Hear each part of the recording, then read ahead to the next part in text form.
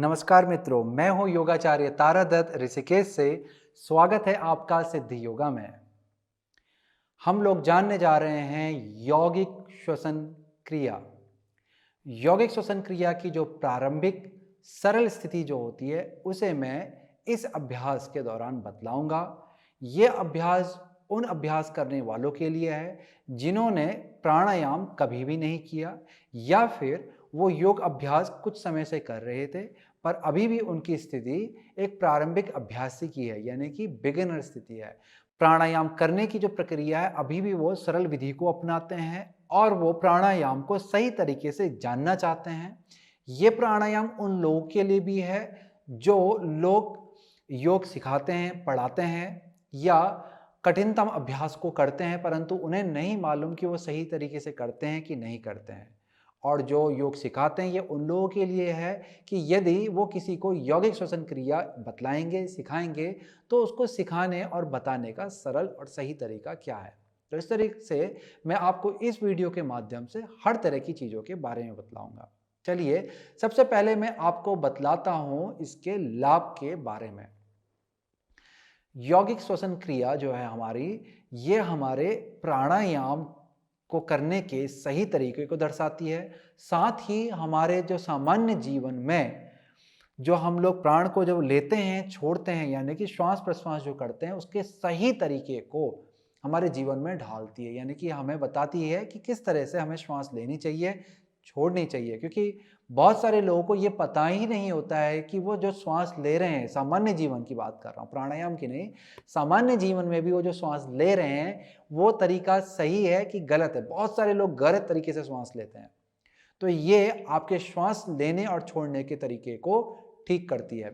इसके अलावा हम जब यौगिक श्वसन क्रिया का अभ्यास करते हैं, इसके तीनों हिस्सों का, ये 3 हिस्सों में बटा होता है, 3 हिस्सों का जब हम लोग अभ्यास करते हैं तो ये हमारे फेफड़ों की क्षमता को बढ़ाता है, फेफड़ों के कार्य की क्षमता को बढ़ाता है। जो फेफड़ों का जो भी हिस्सा, जितना भी हिस्सा है, जो हम चैम्बर्स कहते हैं, उन सारे ही चैम्बर्स को खोलता है और उनके कार्यों को बढ़ाता है, जिससे आपके शरीर में शारीरिक क्षमताओं का विकास होने लगता है, आपके शरीर में ताकत बढ़ने लगती है। जैसे कि जिनके जिनके शरीर में ताकत होती है तो सामान्य हम लोग आम भाषा में बोलते हैं कि इसके फेफड़े बहुत मजबूत हैं। तो फेफड़ों से ही पता चलता है शारीरिक मजबूती का।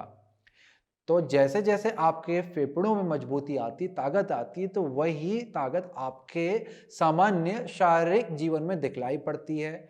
आप बहुत लंबा दूर तक चल सकते हैं, दौड़ सकते हैं, खेल सकते हैं या कोई भी काम कर सकते हैं। आपको बहुत कम थकान लगेगी और शरीर में मजबूती बनेगी।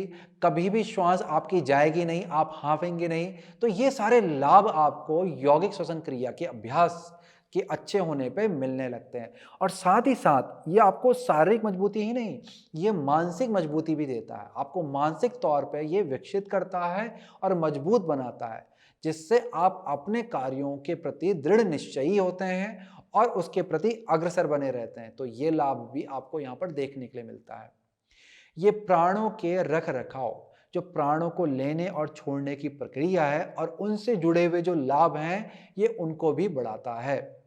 जो आपकी जो ऊर्जा है, जो ज़्यादा या तो बहिर्गामी हो गई है और या फिर ज़्यादा अंतर्गामी हो गई है, या फिर इसका मतलब यानी कि आप यदि ज़्यादा एक्सट्रोवर्टेड हो चुके हैं या फिर ज़्यादा इंट्रोवर्टेड हो चुके हैं और उसकी वजह से आपको बहुत सारी समस्याएं अपने जीवन में देखनी पड़ रही है। जैसे कि जो लोग बहुत ज़्यादा एक्सट्रोवर्टेड होते हैं, उनका जो मस्तिष्क है कभी भी स्थायी नहीं रहता, अनस्टेबल रहता, अस्थायी बना रहता है। उन लोगों को अपने जीवन में किसी भी चीज़ के प्रति डिसीजन लेने की में बहुत ही दिक्कत आती है। वो यदि रेस्टोरेंट में, कहीं होटल में खाना खाने के लिए वो जाते हैं, तो वो खाने को जब वो मेन्यू को देखते हैं तो उनको बहुत ही दिक्कत होती है कि क्या खाना वो चाह रहे हैं, उन्हें मालूम ही नहीं होता है। यदि वो कपड़ों को खरीदने के लिए किसी दुकान में जाते हैं तो बहुत सारे कपड़े भी खुल जाने के बाद भी उन्हें समझ में नहीं आता है, उन्हें बहुत सारा कुछ अच्छा लगता है, फिर एक टाइम पे कुछ भी अच्छा नहीं लगता। तो वो जो चंचलता मन की होती है, वो सब यहाँ पर खत्म हो जाती है। जो लोग थोड़ी ही बात में बुरा मान जाते हैं, चिड़चिड़ापन आता है, बहुत जल्दी से गुस्सा आता है, तो इस तरह की जो समस्या होती है, ये उन लोगों को होती है जो ज़्यादा एक्सट्रोवर्टेड होते हैं। तो ये सारी चीज़ें आपकी सही होने लगती हैं, सुधरने लगती हैं, चीज़ों के प्रति ध्यान आपका बढ़ने लगता है, मन स्थायी होने लगता है, तो आपको ये फ़ायदा मिलता है।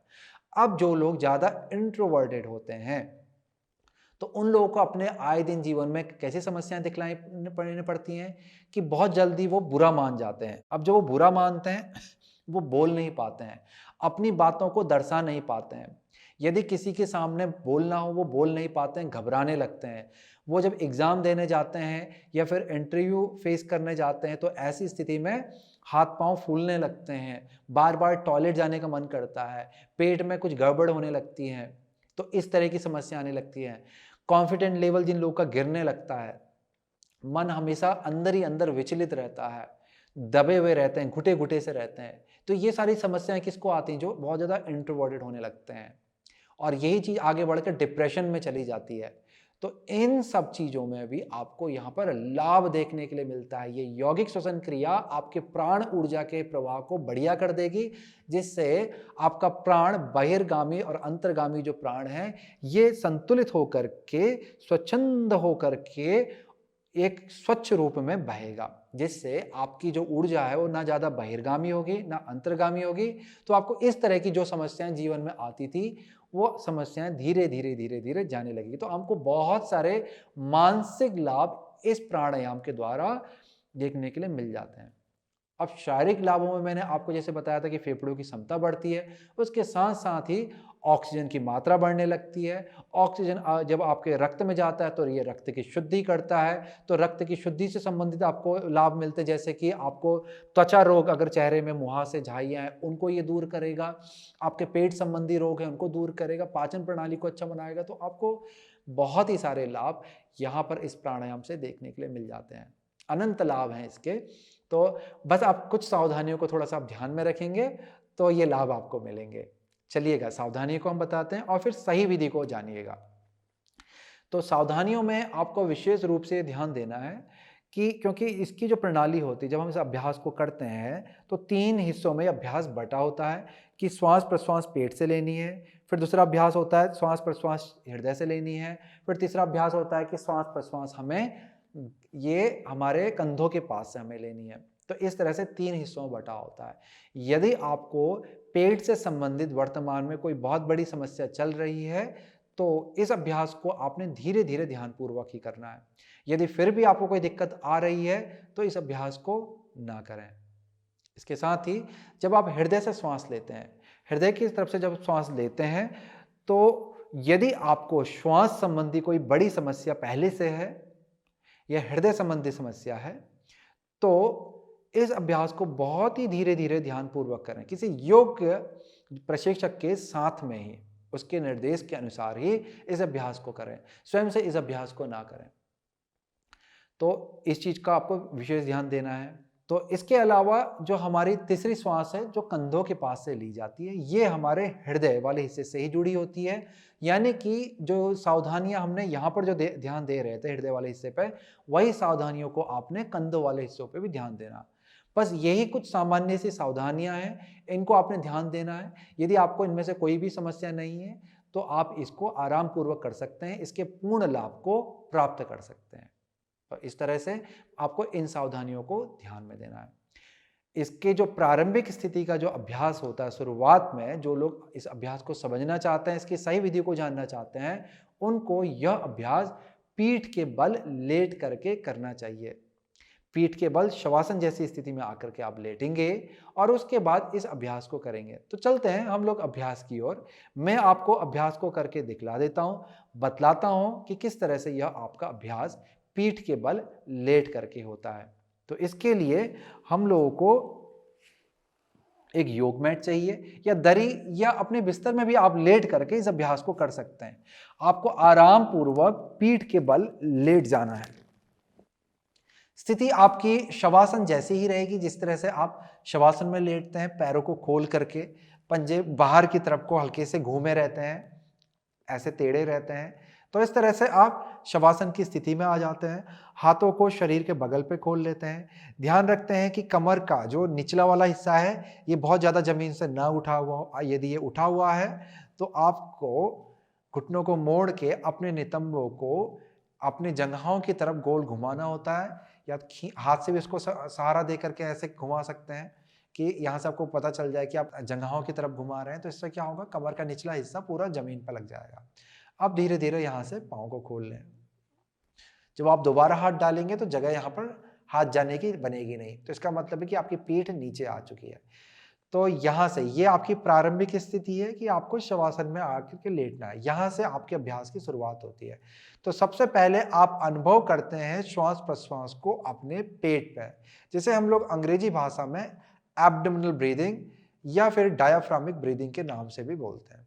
तो आपको क्या करना है, यदि आप दाएं हाथ से लिखते पढ़ते हैं, दायां हाथ अपने दिनचर्या प्रयोग में लाते हैं, तो दाएं हाथ को अपने नाभि के ऊपर पर रख दें, हथेली को। यदि आप बाएं हाथ से करते हैं तो आप अपने बाएं हाथ को नाभि के ऊपर रख लें। तो यहाँ पर मैं दाएं हाथ को अपनी नाभि के ऊपर रख लूंगा, और जो मेरा बायां हाथ है या तो मैं उसे हृदय पर रख लूंगा या फिर बाएं हाथ को इस दाहिनी हथेली के ऊपर से रख लूंगा। फिलहाल हमें पेट पे श्वास को समझना है, तो शुरुआत में कुछ श्वास के लिए आपको अपना बायां हाथ दाएं हाथ के ऊपर पे रखना है, ताकि हाथ का वजन आपको पेट में महसूस होने लगे। यहां पर आंखें मैंने बंद कर ली हैं। अब मैं अपने अभ्यास को शुरू करूंगा। सबसे पहले आपको सामान्य जो श्वास आप लेते हैं उसे लेंगे, मन मस्तिष्क को शांत रखेंगे, शरीर को बिल्कुल ढीला छोड़ देंगे। अब जैसे ही मन मस्तिष्क शांत हो जाए, श्वास अपने सामान्य रूप से बहने लगे, तो यहाँ से आपको अभ्यास शुरू करना होता है। आपको लंबा गहरा श्वास लेना है, जो श्वास आपका नाक से होता हुआ पेट तक आएगा, और जैसे जैसे पेट तक वो श्वास भर रहा है, वैसे वैसे आपका पेट भी ऊपर को फूलता जाएगा। जैसे कि गुब्बारा होता है उसी तरह से पेट भी फूलता रहेगा। आपके हथेलियों का वजन पूर्ण रूप से पेट पर रहेगा। अब इसके बाद श्वास धीरे धीरे करके आप पेट से बाहर निकालेंगे, और हथेली से भी हल्का हल्का सा दबाव बनाएंगे ताकि वजन महसूस हो आपको हथेली का। तब तक श्वास छोड़ते रहिए कि जब तक पेट पूरा अंदर तक ना चला जाए। जितना अंदर जा सकता है उसके लेके जाएं, और जैसे पूर्ण रूप से श्वास छूट जाए, फिर दोबारा से आपको श्वास लेनी होती है। कितना श्वास भर सकते हैं भरेंगे, पेट को फुलाएंगे, फिर श्वास को छोड़ते हुए धीरे धीरे धीरे धीरे धीरे करते हुए पूरी श्वास को पेट से बाहर निकाल देंगे, पेट अंदर।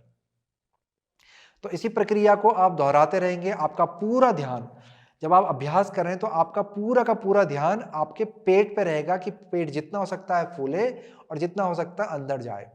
शुरुआत में आप दोनों हथेली को ऊपर रख करके इस अभ्यास को करेंगे, ताकि हाथ के वजन से आपको महसूस हो सके कि हाँ, पेट से श्वास ले रहे हैं। तो करना क्या होता है कि हाथ को हल्का सा दबा के भी रख सकते हैं आप, और श्वास को भरते हुए अपने हाथ को पेट से धक्का मारें।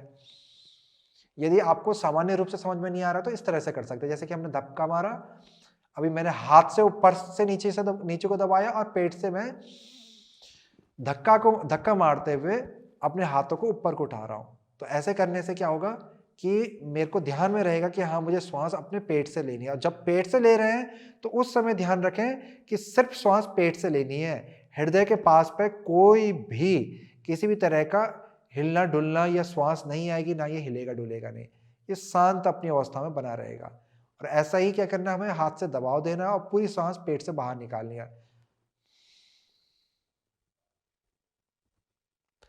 तो दबाव इतना भी ज़्यादा ना दें कि आपको पेट में दर्द होने लग जाए, हल्का दबाव दें जिससे वजन आपको महसूस हो। तो इस तरह से आपको पेट से श्वास लेनी होती है। शुरुआत में आप दोनों हाथों को रख सकते हैं, फिर आप ये ध्यान देने के लिए कि कहीं आप हृदय से तो श्वास नहीं ले रहे हैं, तो आपको क्या करना है कि दूसरे हाथ को, यानी कि बाएं हाथ को हृदय के ऊपर रख लें और दाएं हाथ को अपने पेट पर रखें। तब आपको पता चलेगा कि हाँ, जब आप श्वास ले रहे हैं तो पूर्ण रूप से पेट से ले रहे हैं, कि श्वास आपके हृदय से भी आ रही है, जो कि कुछ इस तरह से रहेगी कि हाथ मैंने एक ऊपर रखा है हृदय के ऊपर और एक हाथ नीचे रखा है। लंबा गहरा श्वास भरूंगा, लंबा गहरा श्वास छोड़ूंगा, लंबा गहरा श्वास भरूंगा,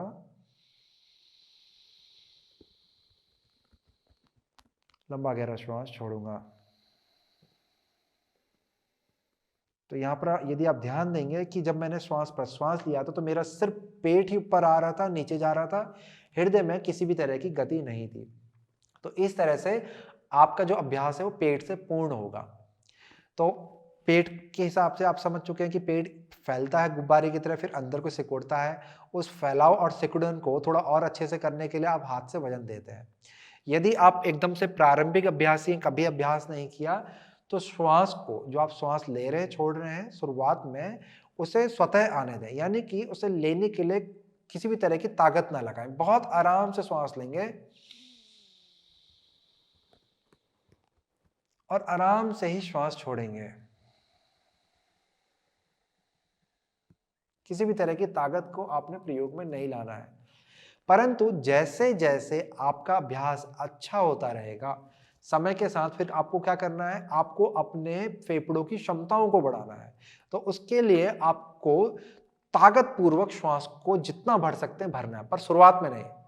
शुरुआत में आपका श्वास प्रश्वास बहुत ही लंबा, धीमा, गहरा रहता है। आगे जाकर के जब आपका अभ्यास अच्छा होगा तो फिर आपको पूरी, जितना हो सकता है उतना खींच करके श्वास को पेट तक लाना होता है, और जितना हो सकता है पेट को आप ऊपर को फुलाएंगे, यानी कि आपको अंदर से धक्का मारते हुए, पेट के अंदर से हवा का धक्का मारते हुए पेट को फुलाना होता है, जो कि कुछ इस तरह से लगता है। मैं आपको पांव सीधा करके दिखलाता हूं। देखिए मेरा पेट किस तरह से पूरा ऊपर तक आके फूल गया है। अब मैं पूरा श्वास अंदर ले जाके पेट को अंदर लेके जाऊंगा सांस को छोड़ते हुए।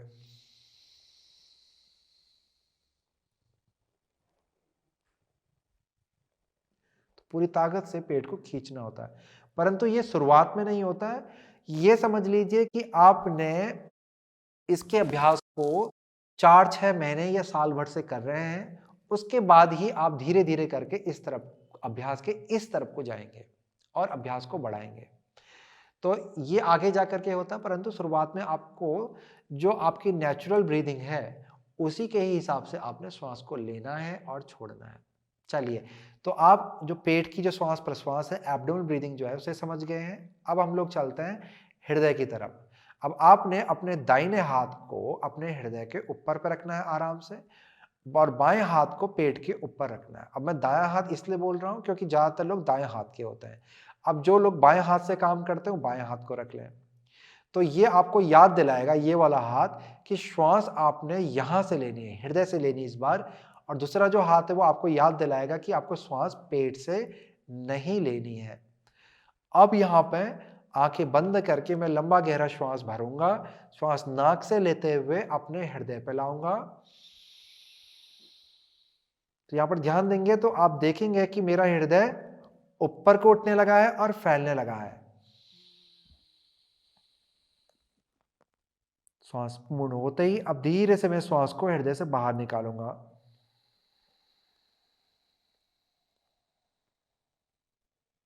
इस तरह से मैंने एक श्वास पूर्ण किया। मैं आपको दूसरा श्वास दिखलाता हूं, ध्यानपूर्वक देखिएगा। श्वास को भरते हुए मैं हृदय को फुला रहा हूं।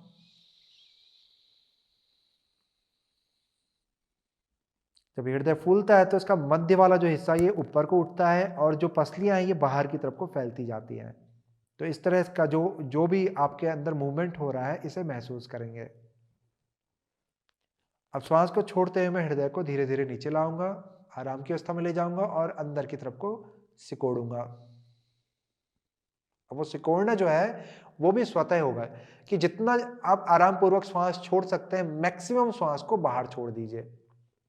तो आपके फेफड़े एकदम से ढीले हो जाएंगे, तो आपकी जो पसलियां हैं वो धीरे धीरे अंदर की तरफ को आके सिकुड़ने लग जाएंगे। फिर आप श्वास लेंगे, फिर फैलेंगे। तो इस तरह से आपके हृदय से श्वास और प्रश्वास की प्रक्रिया चलेगी। परंतु ध्यान आपको देना है कि पेट से बिल्कुल भी श्वास नहीं आनी चाहिए। अब जैसे कि मैं अभ्यास कर रहा हूं, यहां पर श्वास भरूंगा हृदय से, तो सिर्फ मेरा यहां पर हृदय फूला, पेट अपनी अवस्था में बना हुआ है। अब मैं श्वास छोड़ूंगा, सिर्फ हमारा हृदय जो है वो नीचे आया हुआ, पेट अपनी अवस्था में बना हुआ है।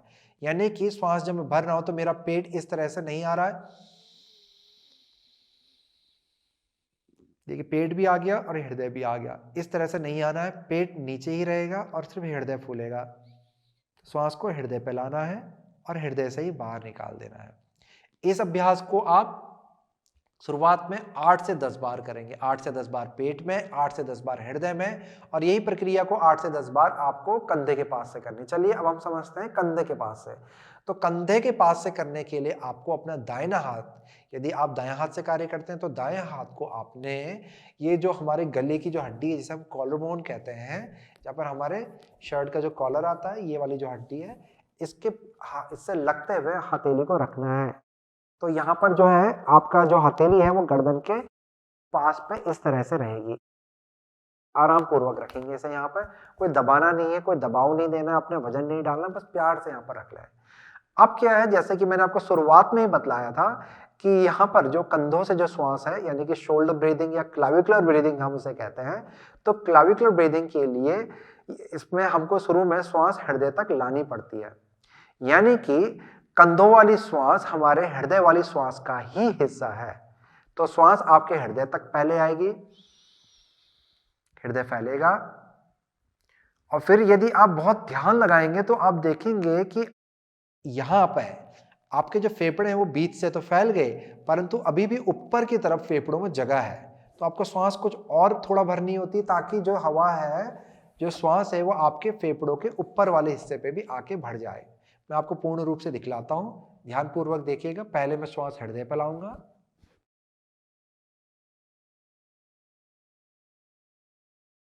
तो इस तरह से मेरे हृदय ऊपर आ गए। अब मैं यही श्वास और बढ़ते हुए अपने कंधे पे लेके जाऊं, कंधों पे ध्यान देंगे तो मेरे कंधे हल्के से उठ गए हैं। तो इसका मतलब मैंने श्वास अपने फेफड़ों में बढ़ते बढ़ते ऊपर ही बढ़ दी। अब मैं श्वास छोड़ूंगा, कंधों की तरफ से पहला छोड़ा जाता है और फिर हृदय की तरफ से छोड़ा जाता है। तो इस तरह से आपका एक श्वास पूर्ण होगा। ऐसे ही फिर आपको 8 से 10 बार शुरुआत में श्वास प्रश्वास लेना है। दोबारा से अच्छे से समझ लीजिए। पहले श्वास आपका हृदय पे जाता है, फिर आपको ऊपर वाले हिस्से को, फेफड़े के ऊपर वाले हिस्से को भरते हुए श्वास को ऊपर ऊपर गले गले तक भर लेते हैं। जब आप यहां पर भरते हैं तो कंधे आपके उठते हैं, कंधे श्वास के साथ उठते हैं, जो कि कुछ इस तरह से उठेंगे। फिर श्वास को आपने पहले कंधों के पास से छोड़ना होता है ताकि कंधे आराम की अवस्था में चले जाएं, और फिर हृदय के पास से। तो इस तरह से आपका ये वाला हिस्सा भी पूर्ण होता है। तो आप स्वयं से आपने 8 से 10 बार पेट से श्वास लेनी है, फिर 8 से 10 बार हृदय से लेनी है, फिर 8 से 10 बार कंधे के पास से लेनी है। अभ्यास को अच्छे से समझ लीजिएगा और अपने अनुसार अभ्यास को सही तरीके से करना। तो पहला चरण मैंने आपको बतला दिया इस अभ्यास का कि हम इसे 3 हिस्सों में बांट रहे हैं, और 3 हिस्सों में बांटने के बाद हम हर प्रत्येक हिस्से में लगभग 8 से 10 बार शुरुआत में सांस लेते हैं। श्वास जब हम लोग लेते हैं, श्वास का जो स्वरूप होता है वो प्राकृतिक होता है। आपको ताकत नहीं लगानी है, सिर्फ लंबा श्वास लेना। शुरुआत में जितना भी आप लंबा श्वास ले सकते हो सकता है आपका श्वास मेरे जितना लंबा ना हो सकता है आपका श्वास छोटा सा हो, ऐसे ही आता हो, अब श्वास खत्म हो जाएगा, निकल गया, कोई दिक्कत नहीं है। ध्यान लगाइए, धीरे धीरे धीरे धीरे अपनी श्वास को बढ़ाइए, समय के साथ ये बढ़ती चली जाएगी। अब जब थोड़ा थोड़ा बढ़ने लगे, अभ्यास शरीर के अंदर आने लगे, समझ आने लगे, फिर आप इसके अंदर अगले चरण में बढ़ेंगे, जिसमें आपको पूरी ताकत से श्वास को खींचना होता है और पूरी ताकत से छोड़ना होता है। ऐसा हम क्यों करते हैं मैं आपको बतलाता हूं। जब हम लोग पेट से श्वास लेते हैं तो हम क्या करते हैं, श्वास को खींच करके पेट की तरफ आ रही है, यानी कि नीचे की तरफ जा रही है। तो श्वास हमारे जाती कहाँ है, पहले फेफड़ों के अंदर। तो ये जब पेट की तरफ को फैलती है श्वास, तो ये फैलाती है हमारे फेफड़ों को नीचे की तरफ। तो आपका जो फेफड़ों का जो निचले वाला हिस्सा है वो सक्रिय होने लगता है, उसकी कार्य क्षमता बढ़ने लगती है और नीचे को फैलने लगता है। तो हम खींच करके उसका फैलाव और बढ़ाते हैं ताकि उसके कार्यों की क्षमता और बेहतर हो जाए, श्वास और प्रश्वास की प्रणाली आपकी और अच्छी हो जाए। तो इस चीज को ध्यान देना होता है। फिर है हृदय का। तो जब आप हृदय से श्वास लेते हैं तो आपके फेफड़ों का जो बीच का हिस्सा है वो फैलता है, तो आपके फेफड़े बीच से विस्तार करते हैं, इन यहां से बीच की तरफ से इसके कार्यों की क्षमता बढ़ती है। इसकी वजह से हम बाद में आगे जाकर इस अभ्यास में हम लोग ताकत से श्वास खींचते हैं ताकि इसकी क्षमता का हम लोग और भी विस्तार कर सकें। इसके बाद जो इसका तीसरा हिस्सा है कंधों वाला, इसमें श्वास हमारे बीच में आती है और फिर वो भरती है ऊपर की तरफ। जैसे कि आप किसी बोतल में हवा या पानी डालेंगे तो पहले वो नीचे जाएगा, फिर मध्य में जाएगा, ऊपर जाएगा।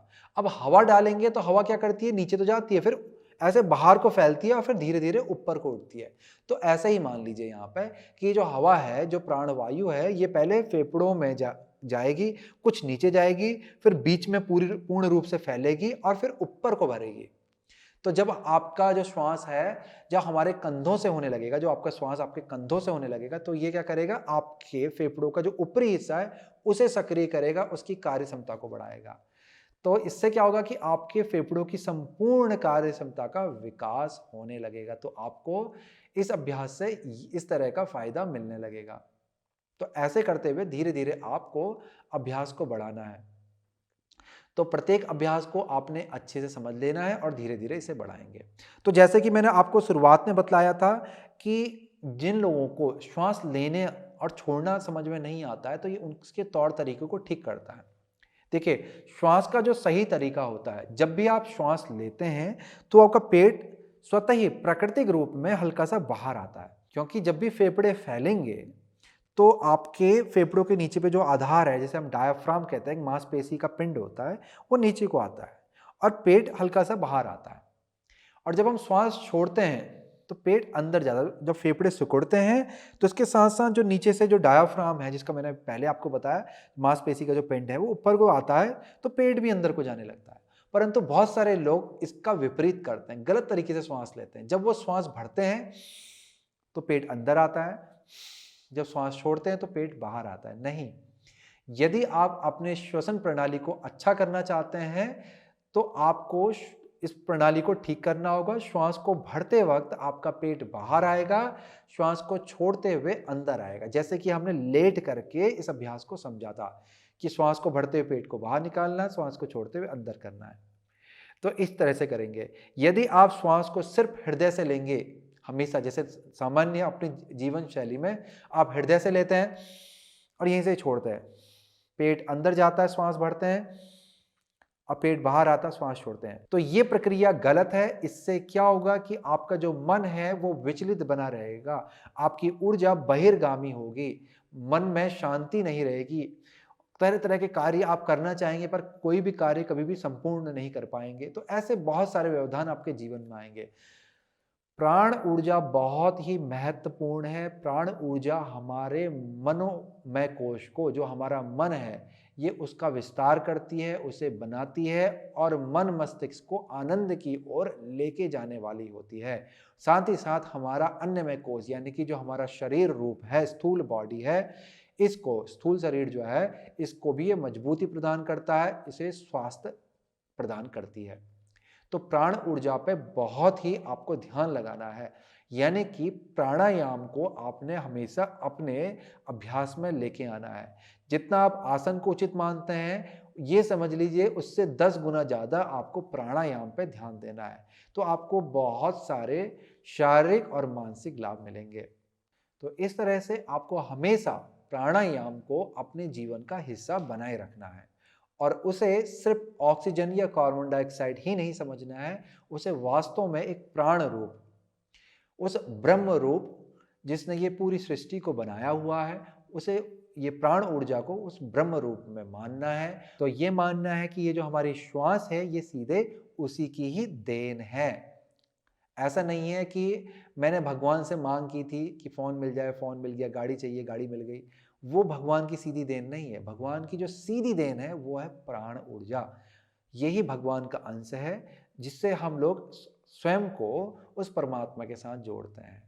तो जैसे कि आपको हमेशा यही चीज़ को मान के रखना है कि प्राण ऊर्जा, आप श्वास का जो ग्रहण कर रहे हैं, श्वास और प्रश्वास जो कर रहे हैं, वो कार्बन डाइऑक्साइड या ऑक्सीजन नहीं है, वो प्राण ऊर्जा है। ये मान करके जब आप प्राणायाम करेंगे तो प्राणायाम के लाभ आपके बहुत ज़्यादा बढ़ जाएंगे। चलिएगा, तो आखिरी में मैं आपको जो बातें मैंने आपको पहले बतलाई, उसी से ही जुड़ी हुई बातों को मैं दोबारा से याद दिला देता हूँ कि जो भी मैंने प्रक्रिया आपको बतलाई, इस प्राणायाम को प्रारंभिक अभ्यासियों को सबसे पहले लेट के करना चाहिए, हमेशा ध्यान रखें। और प्राणायाम को में प्रत्येक हिस्से पे ध्यान लगाना चाहिए। जैसे कि पहले पेट पे ध्यान लगाएं, पेट से श्वास लें लगभग 8 से 10 बार, फिर धीरे धीरे बढ़ाएं 10 से 12, 12 से 15 या फिर 15 से 20 भी आप जा सकते हैं। यदि आपकी श्वास प्रश्वास की जो प्रणाली है वो बेहतर होने लग गई है तो आप एकदम से 5 श्वास भी बढ़ सकते हैं। ऐसे फिर हृदय पे भी करिए, फिर ऐसे ही फिर कंधे के पास भी करिए। जब आपका अभ्यास तीनों का बहुत अच्छा हो जाता है तो फिर आप इसी अभ्यास को बैठ के करते हैं। बैठ के शुरुआत में कठिन होता है, इसीलिए प्रारंभिक अभ्यासियों को हमेशा इस अभ्यास को सीखने के लिए, जानने के लिए पीठ के बल लेट के ही करना चाहिए। फिर बाद में जब अभ्यास अच्छा हो जाए तो फिर बैठ के करना चाहिए। फिर तीनों ही श्वास को जोड़ते हैं हम आगे जा कर के, तो यही अभ्यास आपका मध्यम श्रृंखला का हो जाता है, फिर उच्चतम श्रृंखला का हो जाता है।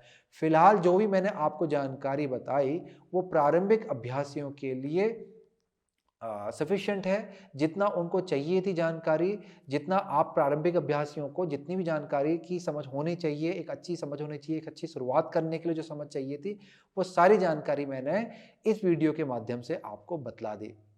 तो सारे निर्देशों को आपने ध्यानपूर्वक सुनना है और उसी के अनुसार धीरे-धीरे करके अभ्यास करेंगे तो लाभ आपको अधिक प्राप्त होंगे, हानि नहीं होगी। चलिए, इसी के साथ करता हूँ मैं इस वीडियो की समाप्ति।